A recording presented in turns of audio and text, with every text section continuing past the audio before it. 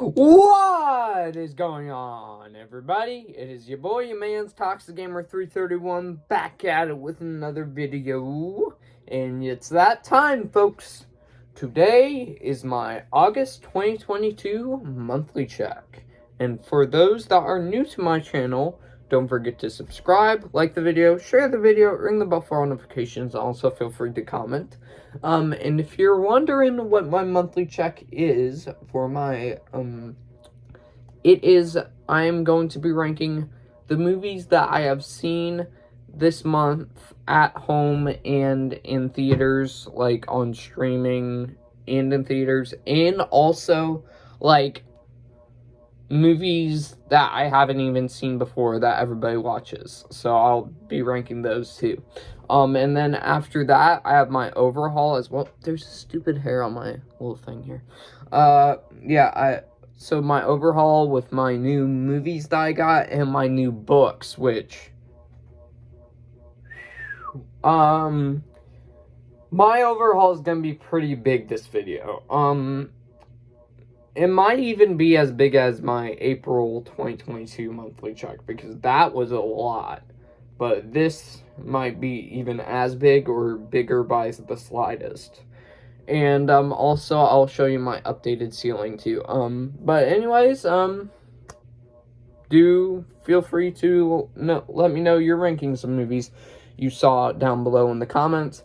And let me just say that for most of the movies that I have on here, I did have some fun moments with, but they might have their flaws with them or not. And then this is my ranking, so don't judge if I have any bad opinions you guys don't like. But 11th place, we have The Invitation, which I ironically saw yesterday. I was thinking of posting a review, but I was going yeah, I'm a little bit late to the party on this one.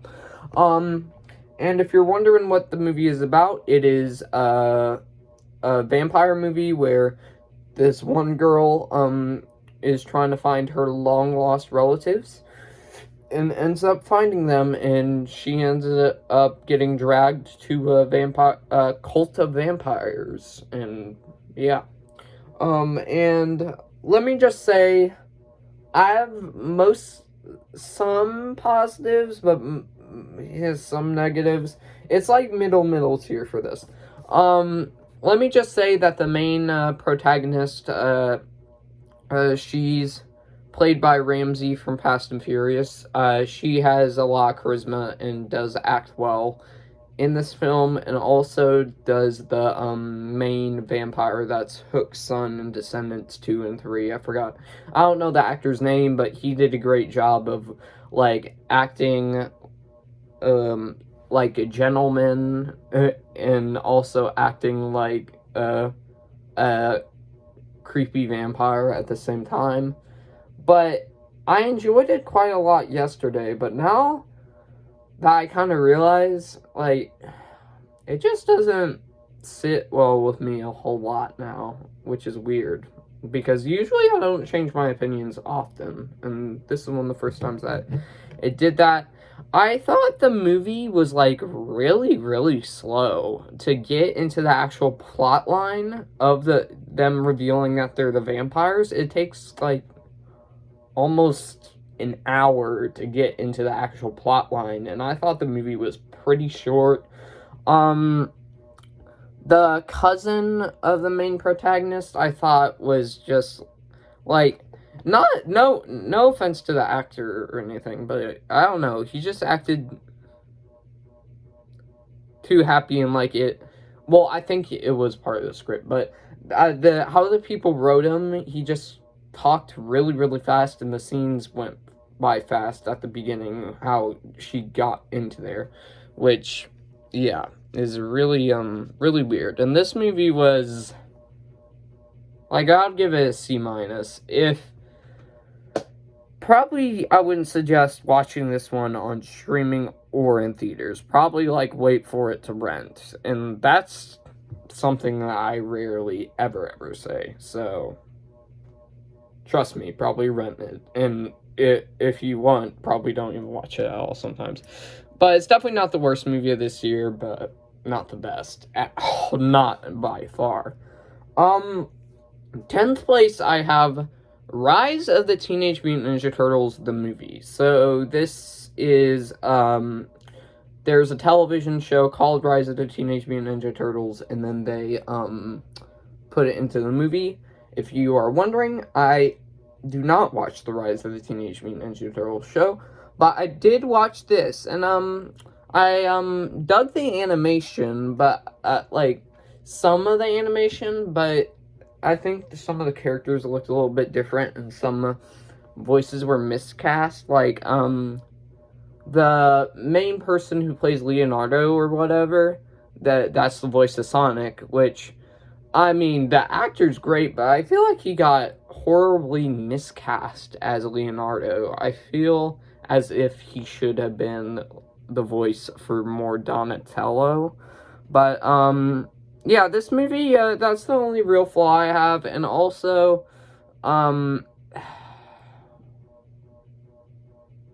it's just, it does feel as if it is a TV show movie, so, yeah, it's decent enough. 9th place, also another movie that I saw, and liked it the first time, but I started to see some of the flaws, but there's not as much flaws as The Invitation, that's for sure. And that is The Samaritan, the Amazon Prime Video straight, my hair keeps on blowing in my face, sorry. The straight to Amazon Prime Video movie with Sylvester Stallone as a retired superhero, and, yeah, I dug the movie. It was, quite, interesting, and I'm glad I can watch something that's not, like, in the MCU or DCU now, and have something a little bit different. I thought the costumes were pretty great for this film. It's great to see Sylvester Stallone again, and he can still act, even though he's 80-something, right? He's getting really old, but he's doing great in his acting still. The villain, now that I see it, yeah, he is a little bit generic, and I personally don't, enjoy him as much, but the guy did good job as acting as him. I know that might sound a little bit confusing, but yeah. And, the child actor I dug, and it's just, I don't know. It's decent. It's decent, at best. 8, I have Fall. So for those who do not know this movie, Fall is where basically a whole bunch of people, no, not a whole bunch, that's an exaggeration. 2 girls, there's a tower near them, like an electrical tower, pylon tower, or whatever that controls all the power, and it's the tallest one in the world, and for some dumb what reason, and I don't like heights, they decide to climb to the tippity top, and it's 2,000 feet up in the air, and they decide to do it. So, and then, of course, we all know where this is going. They get stuck up there, and, the movie is good, but I don't know if I'll ever watch it again. Like, this movie's very, very, very similar to 47 Meters Down, but up. 47 Meters Down, I think, has some rewatch value to it, but this one, I don't know. There's just something about it. Probably because I don't like heights, and they always stare down all the time in the Temptations and stuff. But, the main protagonists are likable characters that you want to live, so, yeah. 7th, we have Beast, the, action/horror/suspense movie with Idris Elba fighting a huge lion in the safari, and the lion is killing people. And, what else can I say? That's an interesting plotline. the movie's a lot of fun. Even though some parts you go like, what? That would never happen in real life. But this had some fun moments to it. And I don't know why it's R. To be honest, it should have been PG-13, and the invitation should have been R. But whatever. What can I say though? I watched a rated R movie in theaters, and this was the first ever one I watched, so I can say that. So that's pretty cool. Sixth place, don't shoot me. Sixth place, I put John Wick. Now hold on. I know a lot of people love John Wick. The first John Wick, I enjoyed the least out of them. I don't know. It just couldn't quite click with me. But I did enjoy the film. I just didn't enjoy it as much as my top 5. Keanu Reeves, I do understand how this got him in the acting role, back into the acting scene, and this was like that revived him. So he definitely did act well for this film. Also, I think this has the best villain out of the movies, the 3 movies, and it's very tragic what happens, and you want John Wick to attack and get revenge and kill people. So John Wick's a bad man. 5th place, I have 13 the musical. Probably not a whole lot of you know this exists, but it's on Netflix. And it's about basically how with 13-year-old people and how they're living, and it's a musical about 13-year-old people living and stuff and at school, and the soundtrack is great, and I thought this movie was really, really cute. If you haven't watched it, I suggest you watch it. It's on Netflix. I think the main character has a lot of charisma in this. All the child actors, I think, did really, really good. And I think this is based off a play, and it was really, really decent. So 4th place, I have Prey, the Predator prequel, and this movie was amazing. It's the best Predator sequel we've gotten besides the original. And yeah, I love the setting in the Indian times, and also the main protagonist, Naru, I think. I think she might be one of my favorite, like, main protagonists this year. What other stuff? The Predator now that I look at it at the first time, I didn't quite enjoy. I don't like the CGI, but now that I look at the Predator, because it's an actual animatronic suit, it looks amazing for this time of 2022. It looks really, really good. And also, the story as how she gets into it is quite generic, but it works. And also, another flaw is they don't really have other characters, like, to care for, because they're used to get killed. But it definitely is a very good movie, and it might be high in my ratings for the yearly check. Top 3 people. My 3rd place, I have John Wick Chapter 3 Parabellum. This, I believe, has the best fighting scenes out of it, and has the best plotline going for it. But later in the movie, it kind of lost me. Like, in the middle part. But I did enjoy it as the best fight choreography, and I like the plot where John Wick's basically getting hunted by every assassin on Earth, and I thought that was really, really interesting plotline, and yeah, can't wait for Chapter 4. 2nd place, I have John Wick Chapter 2, which is my favorite John Wick movie. This has really great fight choreography too, and I think this has the best gore out of the films, and also the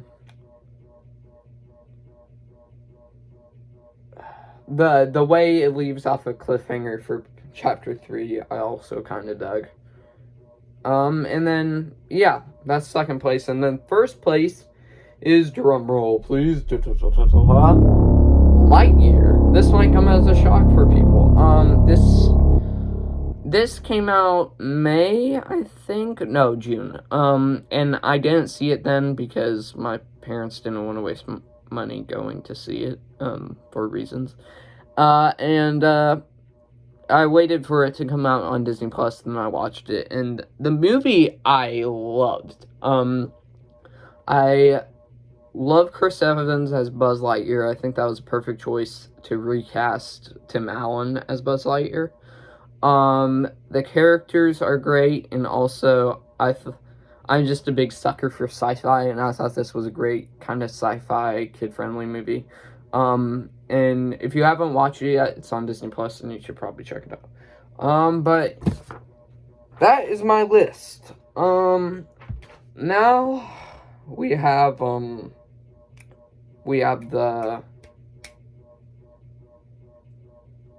overhaul. I couldn't think for a second. I gotta open my door because it's a little bit hot in here. I'm sweating bullets, even though I have the fan going on. So I need to open the door a little bit. I'm gonna move my pillow because I think that's been part of the problem too. Oh, my hat's dropped. Whatever. Alright, let's start off with you. This one I don't officially own yet. It's in the family cabinet for my family, so I kind of don't own it, but I kind of do. But I have Jurassic World Dominion on 4K in the extended edition, if you believe that. And, a whole lot of critics and people did not like this movie and was saying it was the worst, and I personally don't believe that. Ace also doesn't believe that, and the first one's my favorite movie of all time, so yeah, this one, I don't know why everybody hates it, but I enjoyed it a lot, and if you still haven't seen it yet, and haven't seen it because people are saying it's bad, you should see. That's the first movie done. Okay. I also have books, too. Then we have Stan and Ollie, which I have no idea what it is, and it was in my dad's. So my dad basically has his movies in his room, and he also has 2 separate cabinets right next to the family cabinet that he puts some of his movies in. And Stan and Ollie was one of them. It's a comedy with John C. Reilly and Steve Coogan. I know John C. Reilly, but I do not know Steve Coogan. And this should be a funny comedy that I cannot comment on yet because I have not seen it. Another movie that I do not have yet, because it is rated R, and that is Fright Night. I have some rated R movies in my room, but this one I'm not allowed to watch yet because of reasons. And Fright Night is a vampire movie, so you basically get why it probably is R. And here's the funny story about this one. So I almost got it, and my parents didn't almost realize it was R, because when they give me a movie, they always pull it back and go like, no, it's R, blah, blah, blah, and joke with me. And this time it was actually R, and they pulled it back and found out. So, you hate to see that. But, yeah, I want to watch this one so bad. I can't wait to watch it. Fright Night. Then we have some books that I do not know what are about. I got Silas Marner, a George Eliot book, that my mom got for me at the bookstore, so I don't know what it is. Oh, wow. So my mom reads a lot of John Grisham books, and she got me one that I haven't, to start reading him, basically. Theodore the Scandal Boone, and apparently a whole lot of teenagers are reading this, so that's why she got it for me. So I don't know when I'm ever gonna read it. This one I got with my own money, but it's a little bit messed up. Look at the back. Like, see that cut right there? We have Five Nights at Freddy's Fazbear Frights #1, Into the Pit. And I'm a big Five Nights at Freddy's fan, and I saw the book, and it was only $9, so I thought I would get it. So, yeah. I have that here. And Ace might want to rent that soon, because he's a big FNAF fan, too. So, also, my mom got me the Essential Sherlock Holmes Mysteries, which I'm a big fan of the Sherlock Holmes movies, but I'm not, like, really big on books. I mean, sometimes I do occasionally read, but this is quite cool, and so I might be reading that. Who knows? Ow, I accidentally, like, poked myself with the edge of the book. This one I got for my birthday. My birthday is August 1st. It is the Walt Disney Film Archives, which describes the making... Wait, what does it do? The Master Magician of Andrew... Okay, so it's a voyage through Walt Disney's animation works.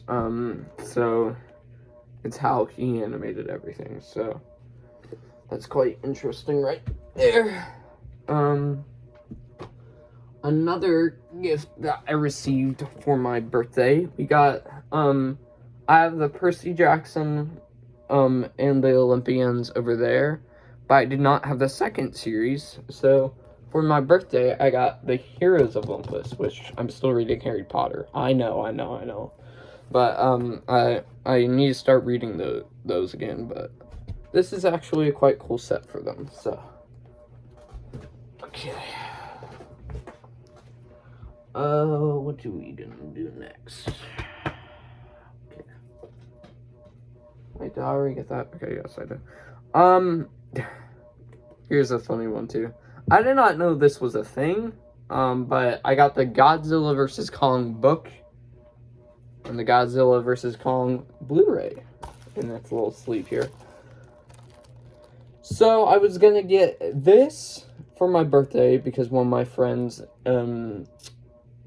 ordered it for me, and it hadn't came yet, and she is really into books and not really into movies, and I'm really into movies and not really into books, so we're kind of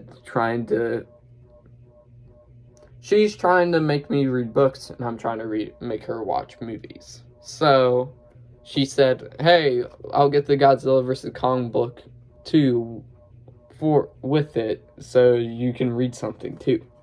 So, yeah, that's kind of funny.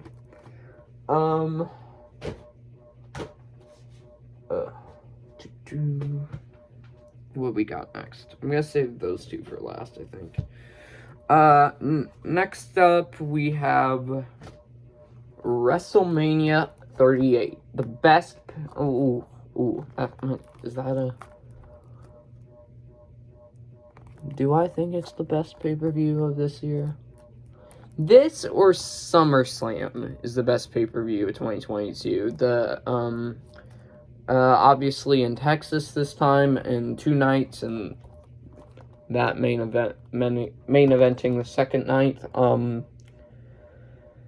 That was lackluster match, but and also New Day versus Sheamus and Ridge Holland was lackluster too, but pretty much everything else you should watch. Bianca versus Becky Lynch was pretty fire, if you have not seen that match.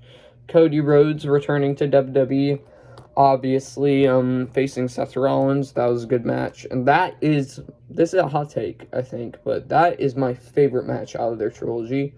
Charlotte Flair versus Ronda Rousey, I enjoyed more than some people. Stone Cold Steve Austin coming out of retirement to face Kevin Owens. That might be one of my favorite matches of this year, not gonna lie to you. Because I thought that match was really, really good, with Stone Cold returning, and I thought they did a good job him going against Kevin Owens. Kevin Owens put him over. Pat McAfee having his first main roster match. That was a good match with Theory. Do I want to talk about anything else? Edge versus AJ Styles. I feel like it was a good match, not gonna lie, but I feel I was expecting a little bit more out of the match, but it was very good. And Happy Corbin versus Drew McIntyre was a shocker of a good match. So yeah, and on Blu-ray, I forgot to mention. So, and this is my first Blu-ray WWE thing. So that's a shocker. So back to Fright Night, when I almost got it, and they found out it was Dad decided to give me this movie instead. For Richer and For Poorer, with Tim Allen, and he said it's a really funny movie, and I might like it, I might not, I don't know when I'm ever gonna watch it, but who knows. Next up, we got Snow Dogs, a Disney movie that they ordered the DVD for, and it has Cuba Gooding Jr. in it, so, I might watch, that might be funny, I don't know, because, yeah, this is might be a shocker for everybody, but I have Forrest Gump. I have never seen Forrest Gump. That must be a shocker right now. But, Forrest Gump, I just, wasn't really allowed to watch it not too long ago, but now I'm allowed to watch it, and we'll get around to seeing it soon. Probably you'll see me talk about it next monthly check for this month. So, yeah, and of course, this is one of the greatest movies of all time, as people talk about, and it won 6 Academy Awards, including Best Picture, and I think Tom Hanks won Best Actor for that, too. Correct me if I'm wrong. Then we got these things. We got The Critters Screen Factory, or Scream Factory, I guess you could call it, because it's horror, kind of. So this is kind of if it was Gremlins on crack. Those are the first four movies, and apparently Leonardo DiCaprio pops up in the third movie in his like first appearance or something like that. So that's interesting. And then I also got the sequel, Critters Attack, on Blu-ray as well. Yeah, those 4 were on Blu-ray, but yeah. I think this was a sci-fi movie, I think this was on Sci-Fi, then it came out and stuff. So, looks interesting. What do I want to show next? What's this? Okay, some more birthday presents. We got The Adventures of Indiana Jones. So it's like the stories of the first 3 books, which I thought was really, really cool. And I didn't know if there was such thing, and my sister got this for me. So, yeah. And another one I got that I actually requested to get, because this is my favorite movie of all time, and I wanted it in book form too, because apparently the book's really, really good. And that is Jurassic Park, and it's very fancy, and it got I think my sister got it at the same exact place as Indiana Jones, and can't wait to read it eventually. Then I got myself 2 graphic novels at the bookstore as well. I got The Joker, Volume 1, with his creepy smile. Look at that. This one says Arkham Asylum has been attacked and all eyes are on the Joker. A mysterious benefactor hires former Gotham City Police Commissioner Jim Gordon to go on a global manhunt to catch and possibly kill the Clown Prince of Crime. So, It's about him running from the police, basically. This one I saw and immediately wanted. And this one's really special. Batman 1989. So, the first two Batman movies, Batman and Batman Returns, are... I love it to the day I die, probably. And, they were originally going to make a third one, and that never ended up happening because Tim Burton ended up signing off, and they didn't. And then Schumacher ended up directing the next two, which aren't as well received. Well, I like Batman Forever, and then Batman and Robin. What did you do? Just basically made in live-action cartoon right there. And this is what the third one would be in graphic novel form for Batman 1989 with Carl Weathers as Two-Face in the back, which I think would have been cool in the universe mode, and and also Robin there too. Wait, no, Robin right there. So yeah, that is really, really cool. These next ones are kinda new movies. I have them from my I got them from my dad's Blu-ray case for the family, and I really wanted them, so I got these now. Of course, I got Back to the Future on Blu-ray in this booklet of all movies and stuff. I think, yeah, there's some bonus features, DVDs too. Sorry, I'm a little bit sick still, guys, but yeah. Obviously the first one's one of my favorite movies of all time. The 2 and 3 are not as good, but are still good. And I'm glad I'll have all 3 movies in my room now, so. Yeah, probably Back to the Future is in my, my top 10 favorite movies of all time. Sorry. I coughed up a storm. Next up, we have Top Gun, which I kind of have. The reason I said I wanted this because I wanted Top Gun Maverick in my room, so I wanted to have them both two together. So I wanted this. So I have it in my room now. Then we have these. We have the Alien Anthology series. And if you're an Alien fan, you have to have this set, no matter what. It has all the stuff about making the movie, all 4 movies. Yeah. The second one's obviously like the first one is my second favorite movie of all time, which is quite an interesting take right there.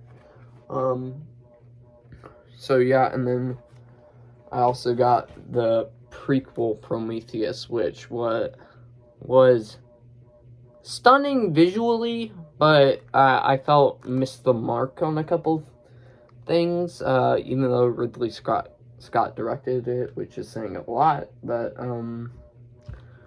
yeah, not the worst though.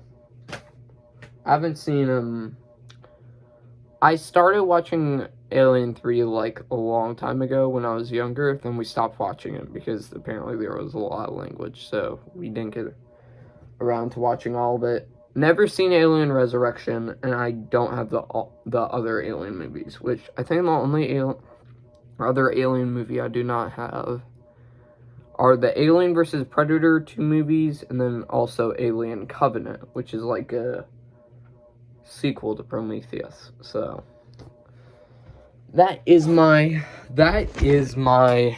overhaul. I know it's really, really big this year. But now I show you my photos on my ceiling. I need to move my chair all the way over here. I have 4 new pictures, a lot more than last month, I think. But I have... I'm trying to get a good view here. Because I have to do this, like, kind of looking weird. Right here, I got me and my friend at, like, group dancing sort of thing. Yeah, which was really cool, and I thought I could draw it on my ceiling, so, I don't know. I have Jack Skellington from Nightmare Before Christmas. I saw that figure and wanted to draw it. Eddie Guerrero and Rey Mysterio as tag team champions. An underrated tag team. And also I got the Blitzbot from YouTuber Blitzwinger and almost fell off my chair. Well, then, that is my August 2022 monthly check. Guys, don't forget to subscribe, like the video, share the video, ring the bell for all notifications. Also, feel free to comment your lists of movies you saw down below. And anyways, guys, I'll see you in the next one, everybody. Peace.